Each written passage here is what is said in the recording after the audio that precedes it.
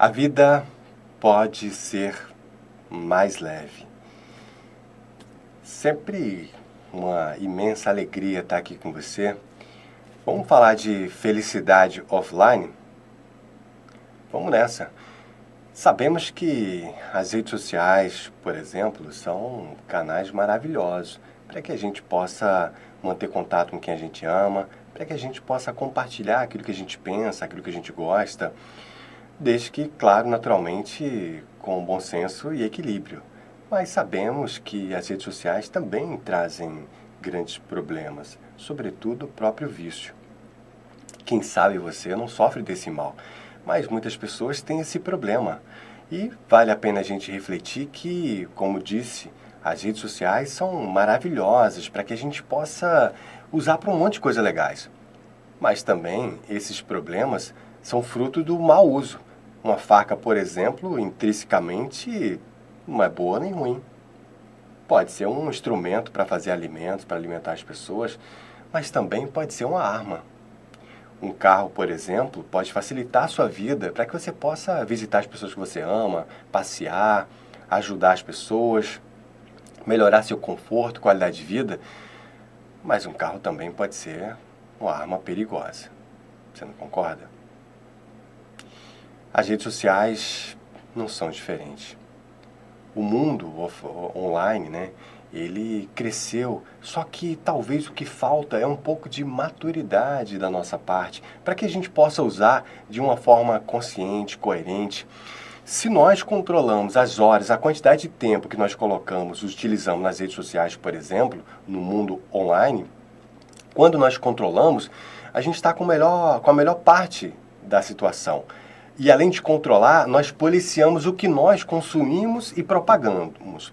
Num passado não muito distante, você sentava à frente da televisão e ficava consumindo informação. Isso também acontecia com o rádio. Hoje em dia não.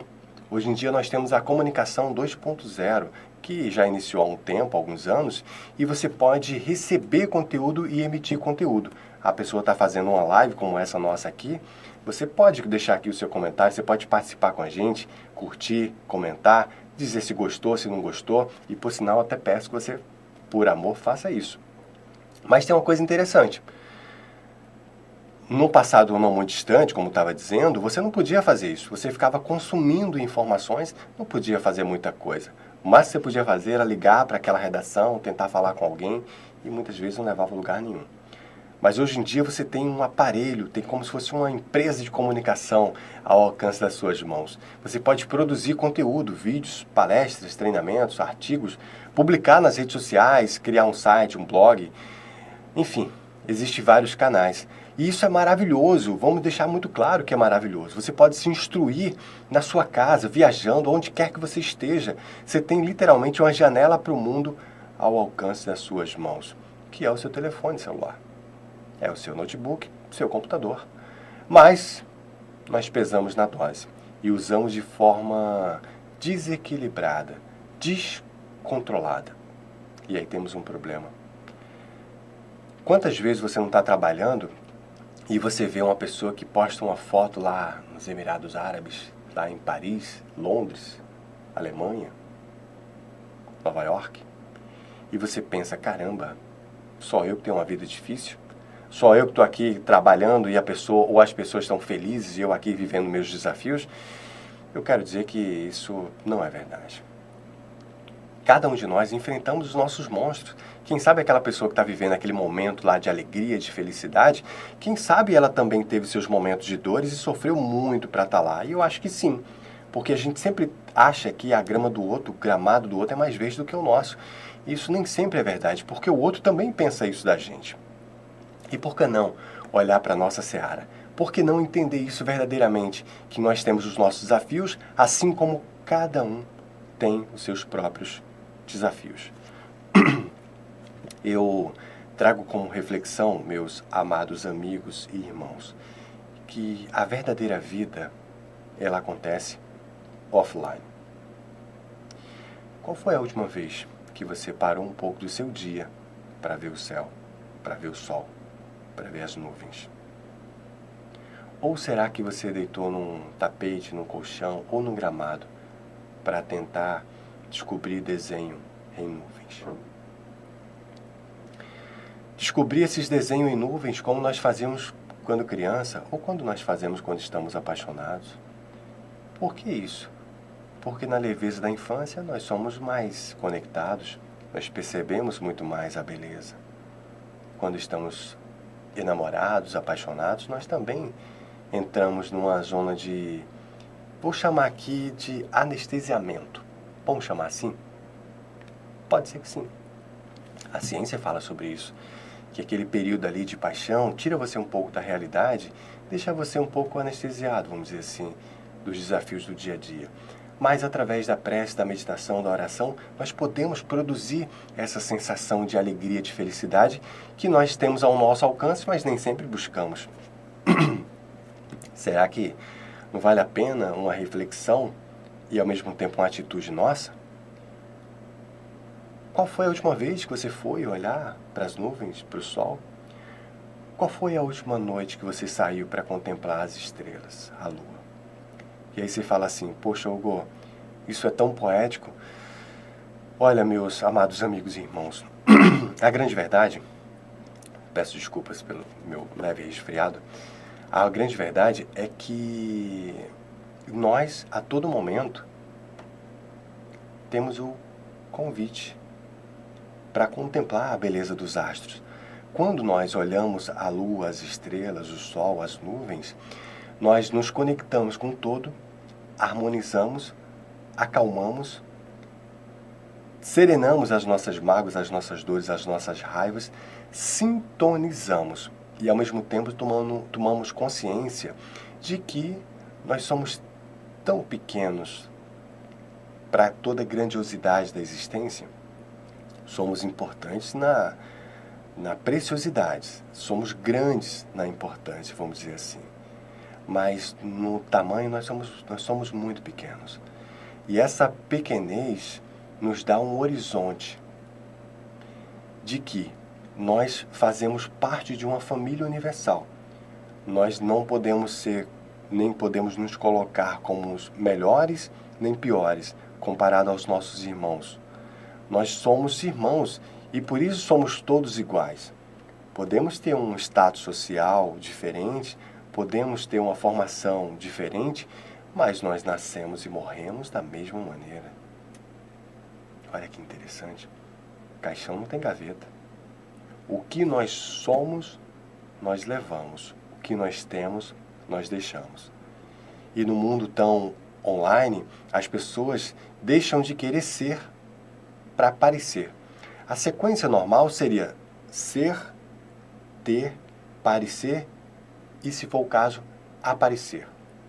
Mas em redes sociais, muitas vezes nós só queremos aparecer e ser, e consequentemente ter. Pois é, ser é mais importante do que ter. Sermos pessoas melhores, sermos conscientes daquilo que nós somos, filhos do Criador, viajantes ou viajores das estrelas, caminheiros dos espaços, irmãos universais. É isso que nós somos. E próximo está o dia que nós vamos nos deparar com esses irmãos maiores, esses irmãos mais velhos. E esse dia vai ser um marco para a nossa vida, porque nós vamos perceber que a criação é muito maior do que a gente imagina, a nossa pequena consciência consegue captar. E como disse o nosso Messias, o Cristo planetário, a casa do meu pai tem muitas moradas. E seria um tremendo desperdício de espaço se o universo não tivesse vida, não tivesse outros seres. Mas isso é uma outra história. Mas e a conexão com o todo? E o mundo? E a vida offline? Pois é, vamos procurar, meus irmãos, desfrutar mais de momentos. Guardar mais momentos nas lembranças. Fazer fotos com os nossos aparelhos, né, com os nossos celulares, mas, consequentemente, fotos mentais de situações que nós vivemos. Guardar na nossa cabeça, na nossa memória e no nosso coração determinadas situações que nós vivemos e que fizeram diferença na nossa vida. Quantas e quantas, presta bem atenção no que eu vou te falar agora. quantos e quantos momentos nós estamos vivendo, mas nós estamos mais preocupados em viver aquele momento para fotografar do que viver para sentir. Isso acontece com você? Olha, já aconteceu comigo também. Às vezes um momento tão especial, o cenário, as pessoas, o fato em si tão incrível, mas às vezes eu me vi tão focado em captar aquela imagem daquele momento e talvez eu perdi, talvez não. Eu perdi a oportunidade de desfrutar muito mais daquilo que eu estava vivendo. Já aconteceu com vocês também? Então, já sabemos que tem um buraco ali. Se tem um buraco, a gente não sabe, a gente pode até cair. Mas sabendo que tem um buraco, será que a gente vai cair no mesmo buraco? Eu sugiro que não. Vamos pensar, meus irmãos, dessa forma. Vamos pensar que nós precisamos viver mais o presente. Fotografar é importante, filmar é importante, documentar é importante, mas nada vai valer se nós não vivermos presentes no presente. Buscar a verdadeira felicidade. Primeiro, que a felicidade vem de dentro para fora. Segundo, que a verdadeira felicidade ela acontece no presente. Nem sempre na fartura, nos excessos, mas na sensação que você esteja sentindo. Tem uma história do meu pai que eu gosto muito, porque ele teve uma infância muito difícil, né? E a região que ele morava, enfim, comprou uma bicicleta, ele tinha muita escassez, né? E ele morava numa região, numa fazenda.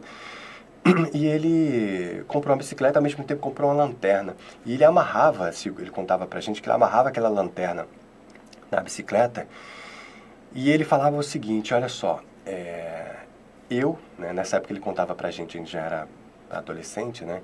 E nessa época ele já tinha prosperado muito, já tinha bastante recursos, bens financeiros. E ele fala assim, olha, naquela época que eu andava com a minha bicicleta, com a lanterna amarrada no volante ali no guidão, né?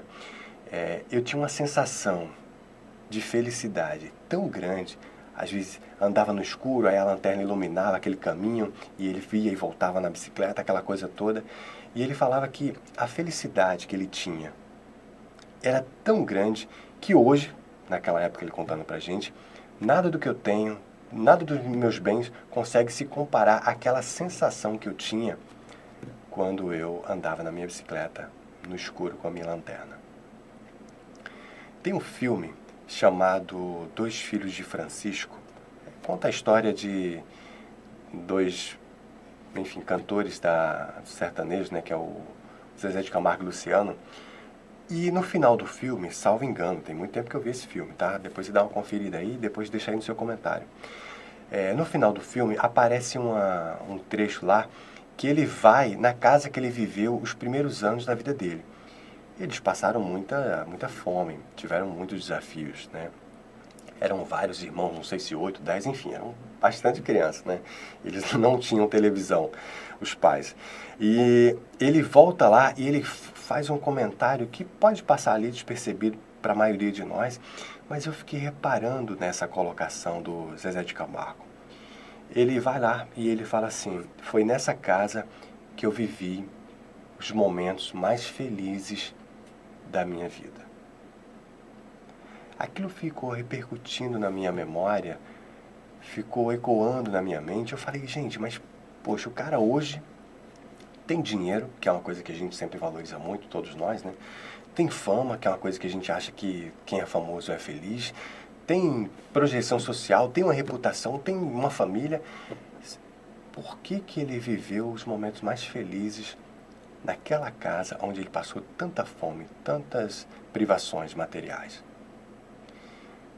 É claro que só essa reflexão traria para a gente aqui um universo de reflexões. Mas vamos pegar apenas uma ou poucas delas. Será que a felicidade está no bem material? Eu acho que não. Será que a felicidade está nas conquistas? Talvez sim, talvez não. Será que a felicidade está na fama, nos acúmulos, nos excessos? Possivelmente não. A felicidade, ela está dentro da gente, na leveza de ser. Vamos, claro, usar as redes sociais para divulgar os nossos pensamentos, aquilo que nós acreditamos, propagar mensagens de amor, de esperança, de fé, e por sinal você agora está convidado a fazer isso nesse conteúdo, nesses canais aqui nossos, nos meus, nos do MAP, para que a gente possa inspirar mais e mais pessoas.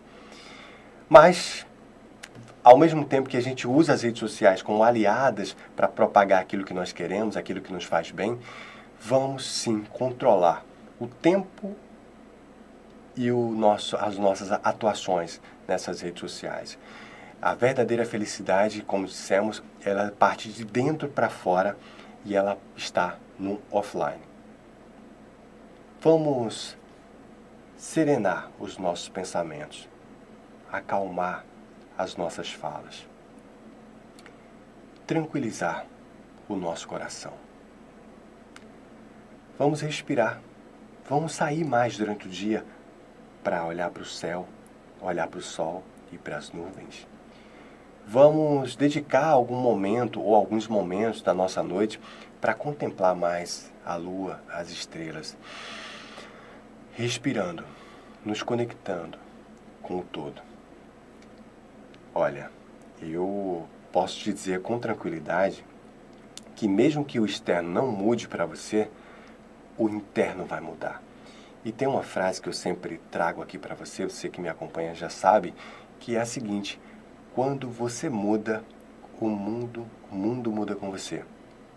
Quando nós mudamos, o mundo muda conosco. Não adianta a gente querer que o mundo todo mude se nós não fazemos a nossa parte. Tem uma música que a gente sempre canta por aqui, que diz que a paz do mundo começa em mim. Essa é a mais pura verdade, meus amados amigos e irmãos. A paz do mundo começa dentro da gente. Essa é uma consciência que nós temos que ter. Fica aí, então, essa reflexão para você. O que você acha, então, de nós juntos fazermos esses exercícios de vivermos um pouco mais offline? Deixar os computadores, os tablets, os celulares um pouco mais de lado. E, ao mesmo tempo, quando nós decidirmos usarmos, vamos usarmos com muito mais coerência, com muito mais consciência, policiando e atentos para o tempo que nós dedicamos a esses canais maravilhosos, diga-se por sinal, e também o conteúdo que nós absorvemos e o conteúdo que nós propagamos. Vamos tomar consciência e aplicar essa consciência na nossa vida? Vamos lá. E claro, vivendo mais offline, a nossa vida será muito mais tranquila, muito mais plena, muito mais harmônica. Nós vamos nos reconectar com essa força que fala sempre à nossa cabeça e ao nosso coração, que é aos nossos instintos, que em muitos casos estamos tão atribulados, tão atarefados, tão, digamos assim, transtornados com os desafios do dia a dia, com as cobranças do dia a dia, que nem sempre paramos para ouvir essa voz que a todo momento fala na sua cabeça e especialmente ao seu coração. E por falar ao seu coração, eu queria dizer para você: paz e bem, paz e luz, paz, muita paz. Eu não sei em que momento você está ouvindo essa mensagem, eu desejo que você tenha uma manhã, uma tarde, uma noite incrível. E que o nosso Divino Criador abençoe a sua cabeça, os seus pensamentos, abençoe a sua vida e as pessoas que você ama. Um grande abraço e olha, nós vamos nos encontrar aqui muito em breve. Pelo menos é assim que eu desejo. Paz e bem. Muita luz na tua vida. Que Deus te abençoe. Até logo. Tchau.